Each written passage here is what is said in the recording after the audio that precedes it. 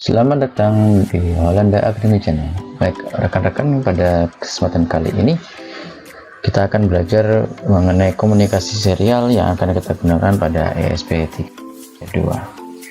Jadi teman-teman, yang perlu teman-teman ketahui mengenai komunikasi serial itu, jadi komunikasi serial ialah sebuah komunikasi yang memproses pengiriman beberapa bit data dalam satu jalur kabel.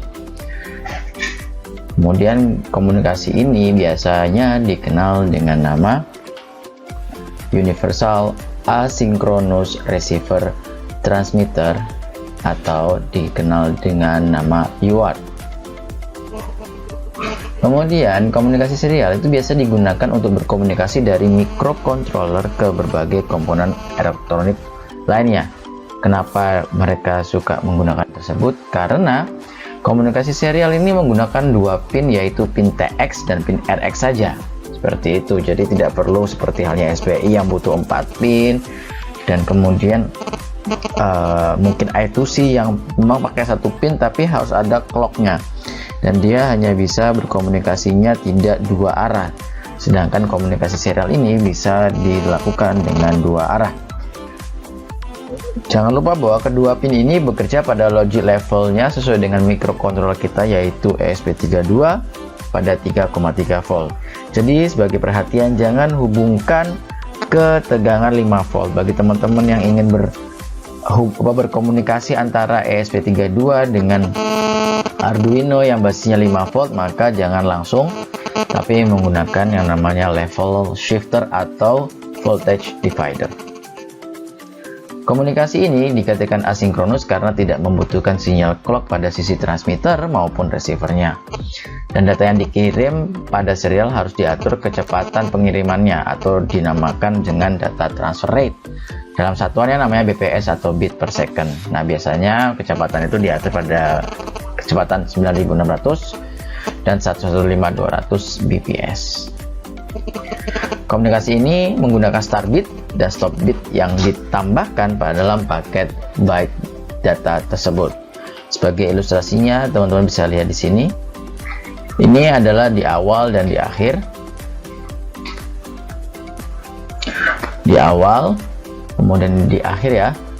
Jadi kita contohnya ingin mengirimkan karakter A, di mana dia merupakan ASCII-nya kalau nilai desimalnya adalah 65. Kalau secara binary dia adalah 01000001. Jadi sebetulnya dalam hal pengiriman itu apa yang dilakukan? Jadi contohnya microcontroller itu akan mengirimkan yang namanya start bit. Nah, start bit ini pasti diawali dengan low atau logika 0. Lalu baru kita lanjutkan 1 0 0 0 0 01. Jadi memang yang diawali adalah di bagian akhirnya, bukan dari awalnya. Walaupun nolnya di awal ya, tapi walaupun di start bit dia pasti berawal dari data yang terakhir. Jadi 10000010 diakhiri dengan stop bit gitu. Nah, dari 1 hingga 0 ini apa sih sebetulnya? Ini adalah D0 sampai D7. Jadi kalau kita bisa hitung sama-sama, kan ini 2 pangkat 6. 2 pangkat 6 itu 64, ditambah 1 yaitu 65. Sesuai dengan nilainya yaitu 65, nilai desimalnya. Karakternya adalah karakter A. Demikian cara ilustrasi komunikasi serial, sehingga setiap kali pengiriman data pasti ada start bit sama stop bitnya. Nah, untuk ESP32, teman-teman harus bisa tahu bahwa ESP32 itu menggunakan GPIO 1 untuk TX-nya dan GPIO 3 untuk RX-nya. Untuk UART 2 kita akan bahas pada video yang lain ya teman-teman. Nah, sekarang kita akan fokus pada fungsi-fungsi apa yang bisa digunakan untuk berkomunikasi dengan menggunakan serial ini. Jadi yang pertama adalah serial begin. Jadi kalau teman-teman ingin berkomunikasi menggunakan serial begin ini harus ada di awal ya. Jadi serial begin inilah fungsinya, menggunakan titik begin buka kurung kecepatan nilai baud rate-nya, di mana fungsi ini berguna untuk membuka port serial dan mengatur kecepatan data dalam bit per detik untuk transmisi data serialnya. Rata-ratanya untuk berkomunikasi dengan komputer adalah 9600, walaupun sekarang kecepatannya kita bisa hingga 115.200. Lalu berikutnya ada namanya serial available, di mana perintah ini digunakan untuk mendapatkan jumlah byte atau karakter yang tersedia untuk dibaca dari port serial. Jadi sebetulnya data-data yang akan dibaca atau diterima di dalam port serial itu sebetulnya sudah disimpan dulu di dalam buffer penerima serial, di mana bisa menampung hingga 64 byte tersebut. Jadi kalau kita cek serial available, maka kita akan nanti muncul nilai balikan atau nilai keluarannya adalah berupa karakter jumlah byte yang sudah ditampung di dalam buffer. Jadi jikalau tidak ada data yang terbuffer, maka akan berisi dengan 0. Lalu dilanjutkan lagi dengan namanya serial read. Jadi serial read ini adalah sebuah fungsi yang mengembalikan byte pertama dari informasi yang tersedia di buffer serial. Jadi serial read ini digunakan untuk menerima karakter dari serial tersebut, di mana karakter ini adalah karakter ASCII. Oke, teman-teman, yang biasanya dikirimkan dalam bentuk sebuah angka biner sesuai dengan ilustrasi yang sudah dijelaskan di depan tadi. Lalu serial print adalah mencetak data ke port serial sebagai teks ASCII yang dapat dibaca oleh manusia. Jadi nilainya itu bisa karakter, bisa angka, bisa kalimat, bisa apapun yang akan dicetak. Oke, perintah ini dapat mengambil banyak bentuk. Bagi contohnya seperti ini. Kalau angka dicetak menggunakan karakter ASCII untuk setiap digitnya. Float dicetak dengan cara yang sama sebagai digit ASCII, di mana defaultnya adalah 2 angka desimal atau 2 angka di belakang koma. Byte dikirim sebagai satu karakter dan string dikirim apa adanya. Sebagai contoh, kalau serial.print 89 maka keluarnya 89. Kalau serial print 1.23421 maka yang keluar adalah 1.23. Kalau kita print A maka keluar A. Kalau serial print Holanda Academy maka akan keluar Holanda Academy. Contohnya gitu ya. Kalau float seperti apa? Nah, kalau float sendiri, kalau misalnya kita bisa menggunakan presisinya, tadi kan defaultnya adalah 2. Kalau kita ingin 0, kita pakai koma 0.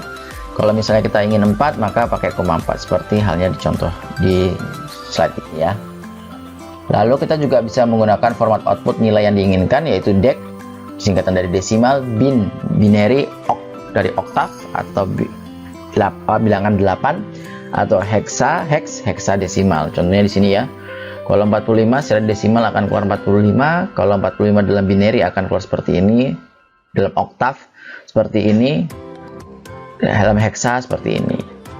Selain itu kita juga bisa meneruskan string berbasis memori flash ke serial print dengan membungkusnya dengan menggunakan makro F seperti ini. Jadi hello world ini akan tersimpan ke dalam memori flash gitu. Nah, ini sangat bagus atau bisa digunakan untuk mengurangi memori yang ada di dalam RAM kita ya, seperti itu. Selain serial print, kita juga bisa menggunakan serial print LN yang sebetulnya sama-sama saja, tapi tambahannya LN itu adalah sebuah karakter. Kalau kita bisa menggunakan komputer, kita menekan enter, maka LN itu sebenarnya tekan enter secara otomatis dari microcontroller itu. Jadi sebenarnya apa sih kalau enter itu? Enter itu sebenarnya adalah karakter carriage return ASCII 13 dan karakter new line. Jadi garis miring terbalik R dan garis miring terbalik N, begitu.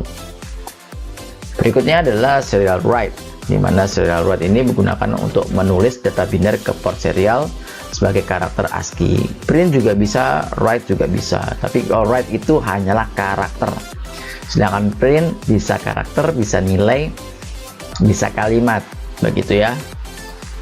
Biasanya serial write digunakan untuk mencetak karakter-karakter ASCII yang mungkin tidak bisa kita dapatkan menggunakan keyboard.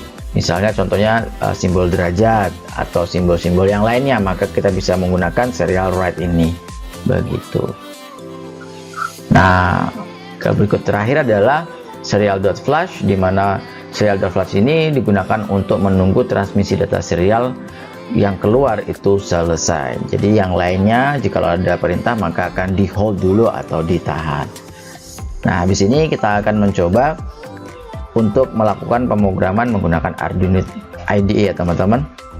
Teman-teman, sekarang kita akan mencoba melakukan pemrogramannya ya. Jadi kita di sini saya mencoba menggunakan simple test ya, dimana simple test ini saya sudah coba. Kita coba langsung upload dulu sambil menunggu di upload. Kita akan jelaskan di sini. Jadi contoh di sini dalam voice setup, kalau kita ingin melakukan komunikasi serial maka kita pakai serial begin. Berikutnya nanti saya mencoba beberapa contoh, yaitu menggunakan serial write pada karakter dengan angka 44, lalu kita enter. Oke, lalu kita print angka 89 dan angka float yaitu 1,23421. Di sini saya tidak menggunakan print tapi hanya print ln, sehingga langsung dia otomatis enter ke bawah begitu ya. Lalu ini ada print ln Holanda Academy, print ln untuk contoh nilai float, print ln untuk nilai-nilai floatnya sebagai contoh nanti seperti apa bisa teman-teman lihat, dan juga contoh nilai dari desimal, bin, oktal, dan heksa nanti seperti apa.